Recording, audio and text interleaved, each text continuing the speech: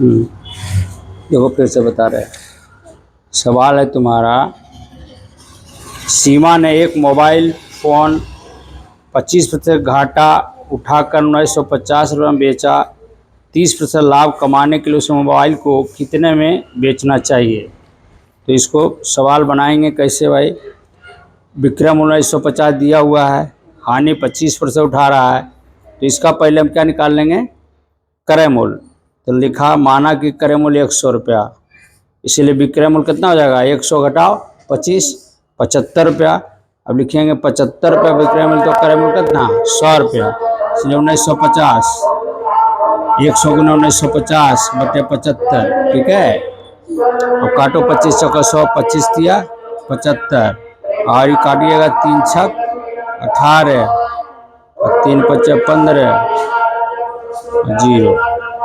अब इसको गुना कर दो तो 5 चक 20 के 0, बाकी 2, और 6 चक 24 और 2 26। इतना रुपया हो गया क्या? क्रय मूल्य। अब इस पर कितना लेना है? लाभ ले रहा है, लाभ लेना चाह रहा है 30%। नहीं, ये हो गया आपका क्रय मूल्य। लाभ कितना लेगा? 30%। तो लिखोगे, माना कि क्रय मूल्य कितना? 100 रुपया, इसीलिए विक्रय मूल्य कितना हो जाएगा? 100 जोड़ 30, 130 रुपया। लिखिएगा, चूँकि 100 रुपया क्रय मूल्य, तो विक्रय मूल्य कितना? 130, इसीलिए 2600 रुपया क्रय मूल्य। तो विक्रय मूल्य कितना? 130 गुने 2600 बटे 100। 1 शून्य 1 शून्य कट गया, और 1 3, तो 26 गुना 6 18 काट, बाकी 1 6 1 7 3 दूनी 6 2 8 7 6 13 3, बाकी 1 2 1 3, और कितना शून्य? 1 शून्य। 3380 रुपया आंसर हो जाएगा, ठीक है। 3380, 3380 यहाँ कौन है? 3380 कहाँ दिया? 3380, 80 का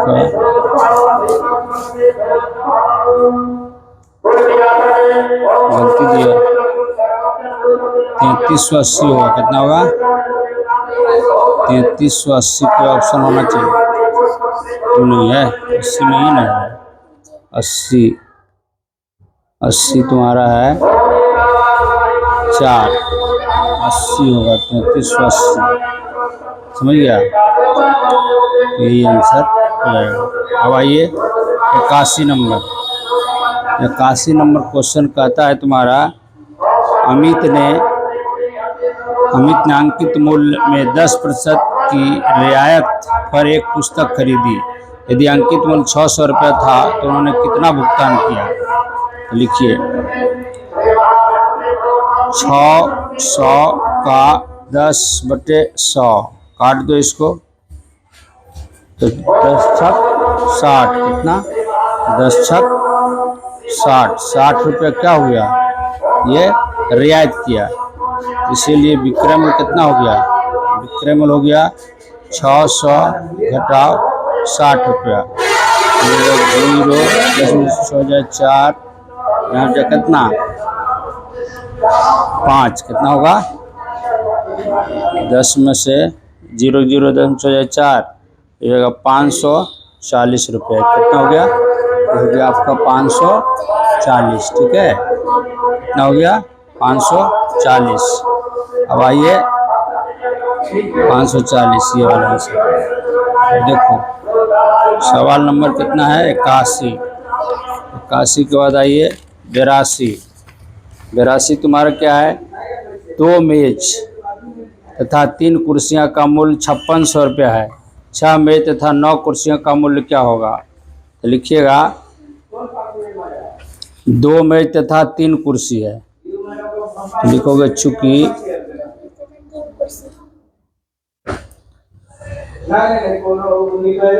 माना कि देखो ऐसा, माना कि अनुपातिक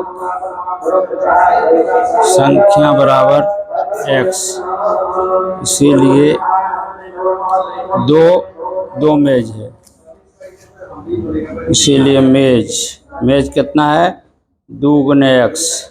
कुर्सी कितना है, कुर्सी है तुम्हारा 3 कुर्सी है, कुर्सी बराबर 3 गुने x बराबर होगा 2x, हो जाएगा 3x। टोटल कितना हो जाएगा 3 2 5x। तो लिखोगे 5x बराबर कितना 5600, कितना है 5600, इसलिए x बराबर 5600 बटे 5, 5 से काट दो, 5 का 5, 5 का 5, 5 दूनी 10, 0, 1100 कितना हुआ 1120 रुपया।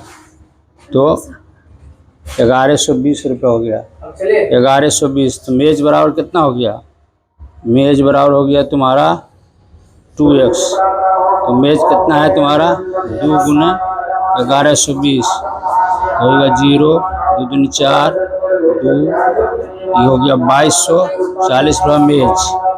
और कुर्सी कितना हो गया, कुर्सी बराबर कितना हो गया 5x, 5 गुने 1120, 0, 5 10 का 0 बाकी 1, 5 1 6, 5 6, ओह सॉरी 3 अथी नहीं, 3 नहीं रहते, 3 न करेंगे 3 कुर्सी, तो 3 से गुना करोगे तो कितना हो जाएगा 0, 3 दूनी 6, 3 की 3 9, 3300 कितना हो गया 60 रुपया, कितना हो गया 3360। अब तुम्हारा ये हो गया। अब इसको देखो, अब क्या कह रहा है, अब कह रहा है अब कह रहा है 6 मेज, कितना कह रहा है 6 मेज और 9 कुर्सी का।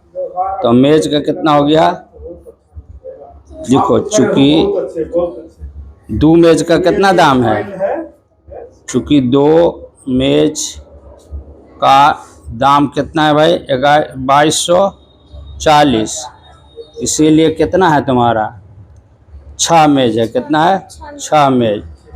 तो 2240 गुने 6 बटे 2, 2 तिया 6, 0 4 तिया 12 2 बाकी 1, 3 दूनी 6 1 7, 3 दूनी 6 600, इतना 72 रुपया।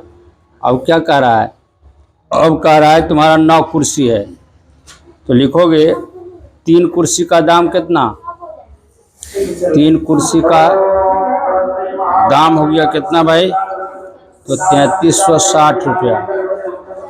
तो इसलिए 9 कुर्सी का दाम, 9 कुर्सी का दाम कितना हो जाएगा 3360 गुने 9 बटे 3, 3 तिया ही 9, 0 6 तिया 18 काट बाकी 1, 3 तिया 9 10 का 0 बाकी 1, 3 तिया 9 1 10, 10,080 रुपया। अब सबको जोड़ दो, इसीलिए क्या करोगे कुल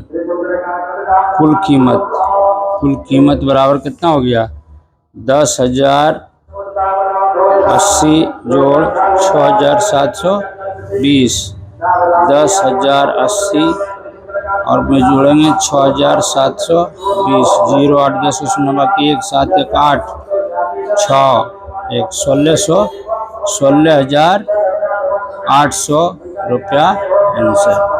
ये सब VVI है, क्या है 16,800 है इसमें, यह है देखो, ठीक है।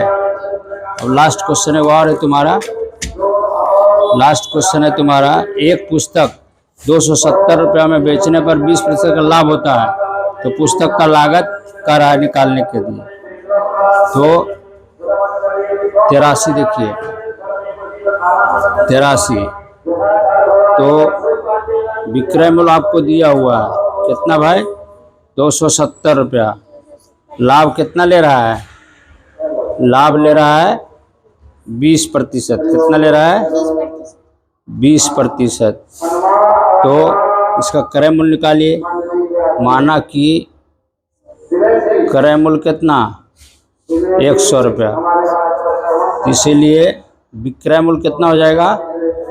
100 जोड़ 20, 120 रुपया लिखिएगा। चूँकि 120 रुपया विक्रय मूल्य, तो क्रय मूल्य कितना?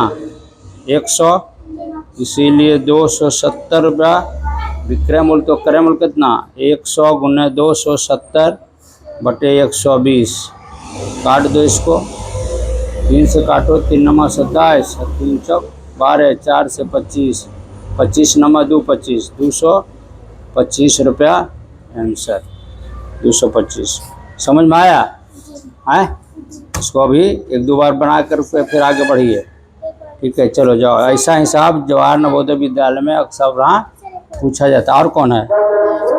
ठीक है, अब देखो 83 के बाद 84 कहता है सोनू ने प्रत्येक 110 रुपया का 13 टेबल खरीदा। लिखोगे चूँकि एक टेबल का दाम कितना?